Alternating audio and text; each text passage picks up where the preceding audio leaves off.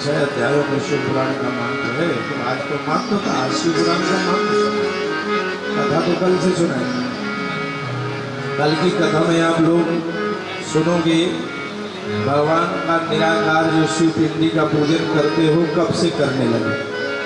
सभी देवताओं का साकार पूजन होता है, भोलेनाथ का निराकार पूजन क्यों? पार्थिव पूजन की क्या विशेषता है, क्या क्या लाभ आपको पार्थिव पूजन से मिलता है? जो पूजन सुबह आप लोग करोगे, विभिन्न वस्तुओं को आप भगवान भोलेनाथ को चढ़ाते हो, उनकी क्या महिमा? रुद्राक्ष का क्या महत्व है? विल्ल वृक्ष क्या है? विल्ल पत्ते चढ़ाने से भगवान भोलेनाथ क्यों प्रसन्न होते हैं? ये आदि आदि कथाएं आप लोग कल के प्रसंग में सुनोगे। विद्वेश्वर संहिता में पूजन विधि ही है पूरी, कि हमें पूजन विधि कैसे करना चाहिए। आप लोग इसके पहले भी 5 बार सुन चुके हो, अभी 6वीं बार सुन रहे हो और सदैव सुनते रहो। क्यों भूल जाते? माया मोह प्रपंच में हम जैसे सब आए तो भूल जाते हैं। उनकी स्मृति देने के लिए, स्मृति कराने के लिए ये सब कथाएं होती हैं बड़ी भक्ति के साथ। और ये शिव पुराण की कथा में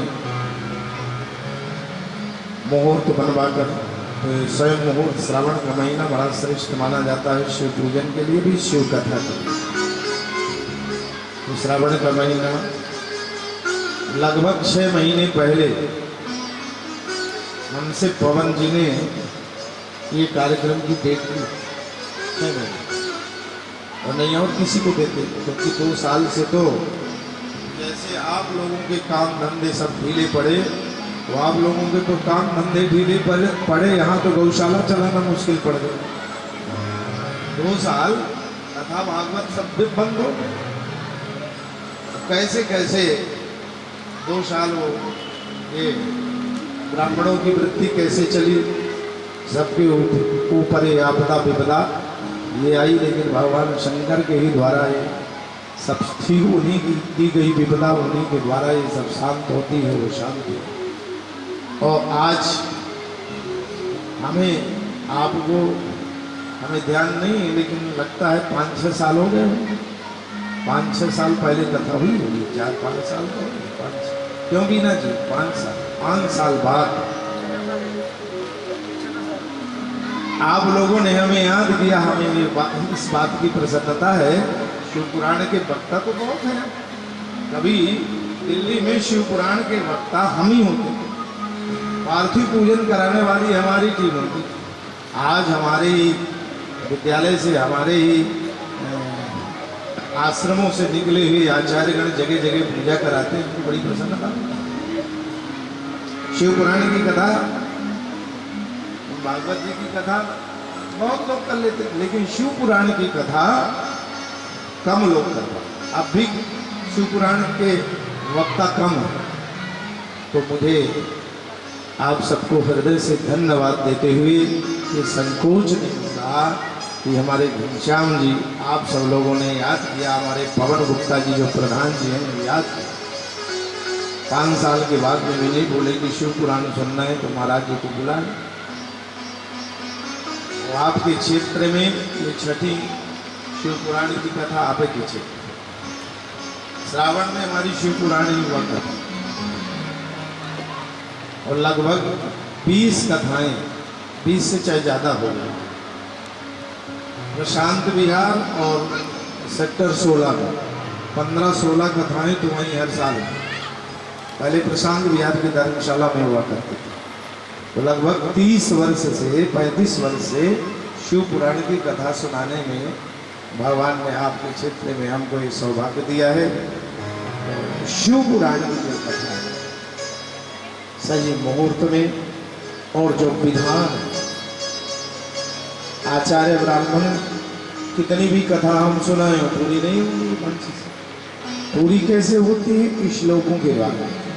तो हमारे पंडित जी पीछे बैठे हैं, वो श्लोकों का पाठ, वो पूरा पाठ आद्योपांत।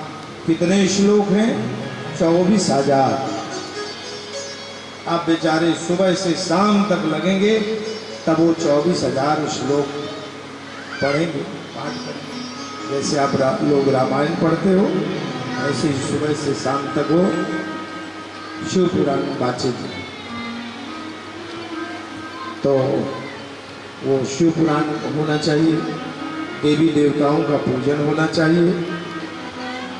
और यहाँ तो बड़े विधान से पार्थिव पूजन भी हो रहा है दैनिक।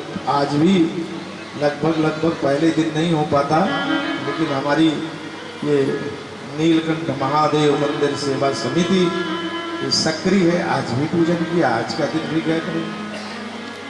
अच्छा, एक बात का और निवेदन करें मातृशक्ति से, जो पूजन में नहीं बैठ सकते, पूजन के देखने का भी बड़ा, क्यों देखने का पुण्य है कि हम बैठे बैठे देख रहे हैं तो पूजा हो रही मानसिक रूप से। तो मानसिक पूजा का बहुत बड़ा, तो मानसिक पूजा किया करो। एक भक्त भगवान शंकर की मानसिक पूजा किया करो, केवल मन से। मन से ही भगवान शंकर के मंदिर में जाए और मन से ही जब चढ़ाए जल तो गंगा जल चढ़ाए। मन से 12 वर्ष उनकी मन से की गई पूजा भगवान शंकर को बड़ी प्रिय हुई। और जब 12वां वर्ष पूरा हुआ तो भगवान भोलेनाथ हर हर महादेव, भगवान शंकर प्रकट हो। आपने मानसिक पूजा हमारी की, हम बहुत प्रसन्न है।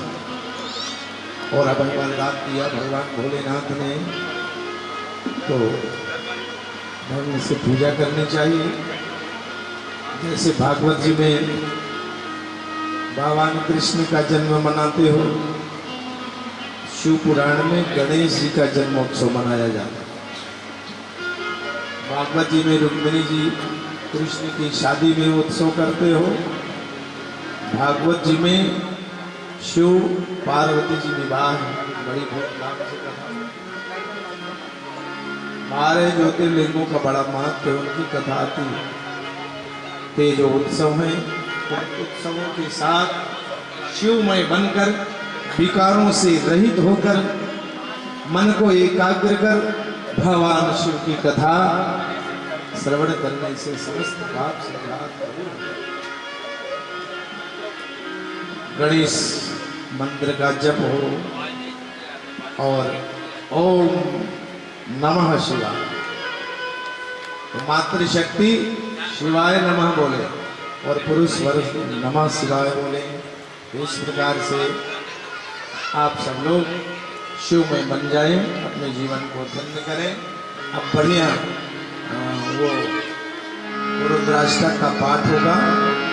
हमारी लाइट पानी बिजली बंद होने से संसान निर्वाण रूपम विभुम व्यापकम ब्रह्म वेद स्वरूपम निर्गुणो निर्विकल्पो निर्देहो चिदाकाश आकाश वासो भजे